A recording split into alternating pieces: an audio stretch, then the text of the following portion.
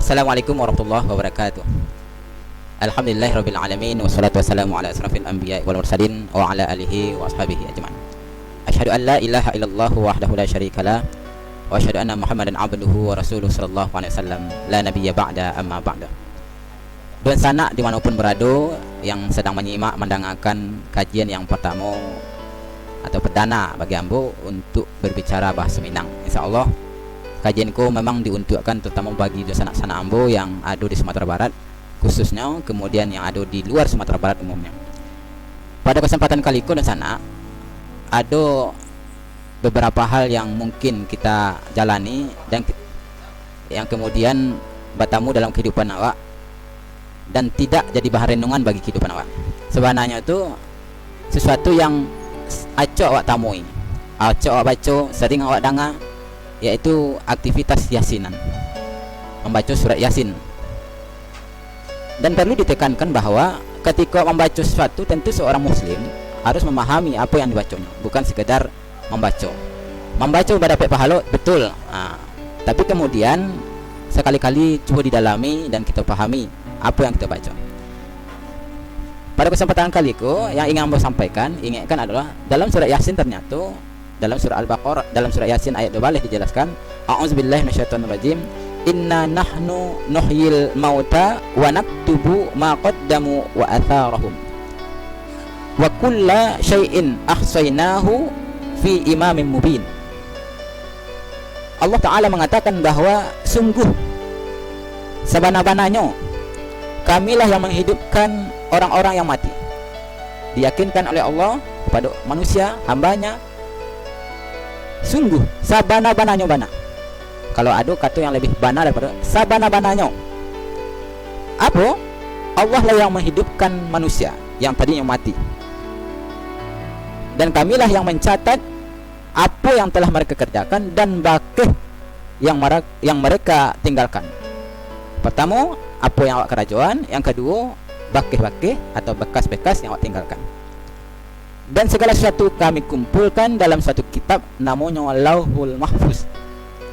Jadi ada dua pesan yang perlu tekankan di dalam ayat ini. Pertama, Allah meyakinkan kita bahwa Allah bana-bana menghidupkan kita, kemudian mematikan kita kembali. Dan sungguh matinya awak tadi itu akan ada proses hisab, hitung amal. Hitung amal itu apa yang awak kerajaan dan bekas-bekas yang awak tinggalkan. Itu perlu dicatat. Apa yang awak kerajaan akan dicatat, bekas-bekas yang awak tinggalkan itu akan tetap dicatat oleh malaikatnya. Artinya apa? Seorang mukmin muslim harusnya memahami, ternyata setiap apa yang kerajaan besar kecil itu ada catatannya. Bekas-bekas yang tinggalkan pun ada catatannya. Ada kejadian di sana, mungkin banyak yang menonton di rumah, mendengar juga ada mungkin, atau bahkan membaca, ketika adanya pemberitaan yang viral tentang seorang artis, kemudian orang yang ingin tahu tentang dia membuka media sosialnya. Coba bayangkan, ini adalah meninggal, media sosial ada, tinggal. Itu merupakan bukti bekas-bekas yang tinggalkan. Salah satu di antara contoh bekas-bekas yang tinggalkan. Kemudian orang yang mencari video, foto, tulisan, postingan artis tadi tentu akan melihat apa saja yang ada di situ.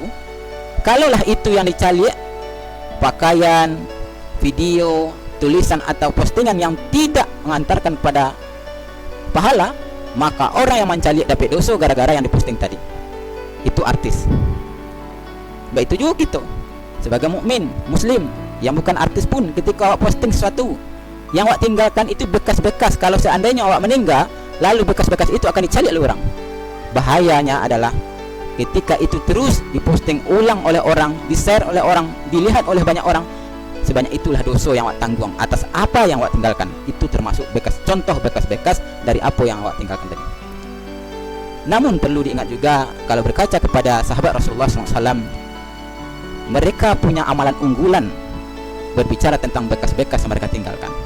Sebut misalnya Utsman bin Affan, terkenal dengan kedermawanannya, Sehingga ketika kita berbicara dia tentang dermawan, kita ingat dengan sumur Utsman bin Affan. Tatkala umat Islam sangat membutuhkan sumur tersebut, kemudian dia membeli dari orang Yahudi. Orang Yahudi tadi menjual dengan rasa dengan enggan sebenarnya, tapi kemudian dengan taktik, dengan cara yang bagus, sehingga Utsman tadi berhasil menguasai sumur tadi dengan membelinya secara utuh. Dan itu bekas-bekas yang dia tinggalkan, yang sampai hari ini konon masih dimanfaatkan oleh banyak orang. Ribuan tahun jaraknya antara Utsman dan Affan, dan hingga saat ini, dan wallahu alam sampai kapan masih bisa dimanfaatkan bekas-bekas yang dia tinggalkan Utsman bin Affan. Rasulullah SAW apalagi, dari apa yang beliau ajarkan satu orang, ayat Al-Quran disampaikan oleh malaikat Jibril, lalu kemudian diajarkan kepada orang-orang sahabatnya, dan itu sampai pada saat ini. Betapa banyaknya amal jariah yang beliau dapatkan, belum lagi secara pribadi amal soleh beliau yang tidak bisa diukur, ditimbang, dibandingkan dengan siapapun. Itu cukup menjadi jaminan beliau masuk surga, apalagi dengan amal jariah yang beliau tinggalkan. Umar bin Khattab juga demikian. Bagaimana sirahnya, ketegasannya itu menjadi contoh bagi ikutan setelah beliau. Dan sahabat-sahabat yang lain, Ali bin Abi Thalib, dan pejuang-pejuang yang unggul. Sebut saja misalnya salah seorang sahabat yang luar biasa, dia memenangkan peperangan pada saat beliau akan menempuh perjuangan terakhir, memenangkan episode terakhir. Tiba-tiba datang surat dari Umar bin Khattab, padahal beberapa langkah lagi menuju kemenangan. Kemudian tiba-tiba ditarik oleh Umar bin Khattab. Saat Umar bin Khattab menarik dia, dan sahabat tersebut bertanya, alasan apa dia ditarik sebagai ketua pasukan? Bukankah setiap peperangan yang dipimpin oleh dia selalu menang? Tapi kenapa tiba-tiba ditarik? Kemudian Umar, seorang khalifah yang bijaksana, menjawab, saya takut, khawatir umat atau masyarakat menganggap bahwa kemenangan yang setiap kali yang kamu pimpin itu adalah atas kemenangan dirimu, wahai sahabatku. Sehingga umat melupakan Allah, campur tangan Allah dalam memenangkan ini. Subhanallah, begitu bijaksananya Umar bin Khattab dalam bersikap. Bayangkan sahabat ini, proses yang dia lalui dengan begitu dahsyatnya perjuangannya, dan bahkan dalam sejarah dia mati bukan dalam kondisi peperangan, dalam mati syahid.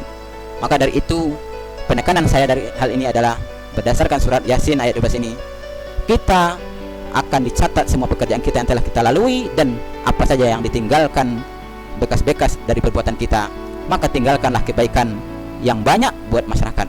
Salah satunya adalah menjadi penyebar Islam di tengah kehidupan. Wallahu a'lam bishawab. Assalamualaikum warahmatullahi wabarakatuh.